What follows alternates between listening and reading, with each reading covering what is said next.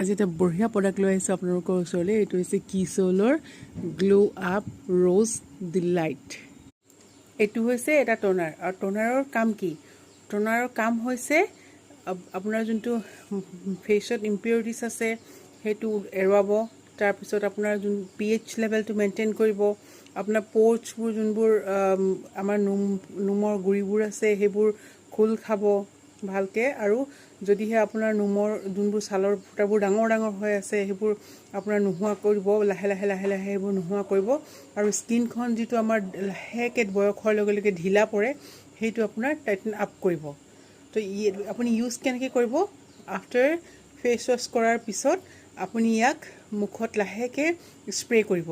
আৰু ইয়াক স্প্ৰে' কৰিলে কি হয়, আপুনি ইয়াৰ পিছত যোনবোৰ প্ৰডাক্ট ইউজ কৰিব, যোনবোৰ প্ৰডাক্ট তাৰমানে আপুনি চিৰাম লগাব পাৰে বা মইশ্চাৰাইজিং ক্ৰীম লগাব পাৰে, সেইবিলাকে আপোনাৰ স্কিনত বেটাৰ কাম কৰাত সহায় কৰিব, মানে ভালকৈ কাম কৰিব পাৰে। স্কিনখন তাৰ কাৰণে ৰেডি হৈ উঠিব। চ' সদায় ফেচ ৱাছ কৰাৰ পিছত এইটো স্প্ৰে' কৰাটো খুব জৰুৰী, টনিং কৰাটো। আৰু ইয়াৰ উপৰিও এই এইটোতো টোনাৰ হয়, কিন্তু ইয়াৰ উপৰিও আৰু দুটা খুব ভাল কাম কৰে এই প্ৰডাক্টটোৱে। প্ৰথমটো হৈছে আপুনি মেকআপ ছেট কৰিবৰ কাৰণে ইউজ কৰিব পাৰে। আপুনি মেকআপ ইউজ কৰিলে একেবাৰে শেষত এইটো আপুনি স্প্ৰে' কৰি দিয়ক, আপোনাৰ দিনটোৰ কাৰণে মেকআপটো ফ্ৰেছ লুক এটা আহি থাকিব। আৰু আপুনি যেতিয়া ফেচ পেক ইউজ কৰিব বিচাৰিছে, ধৰক আপোনাৰ ওচৰত মুলতানী মিট্টি আছে, তো তাতে অলপ এইটো লগাই ল'ব পাৰে।